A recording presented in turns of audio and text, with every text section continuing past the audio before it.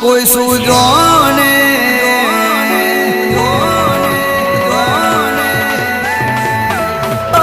મારી માતાની વાત કોઈ સૂજો ને એ તો આવે વિપત ખરાટોને મારી માતાની વાત કોઈ સૂજો ને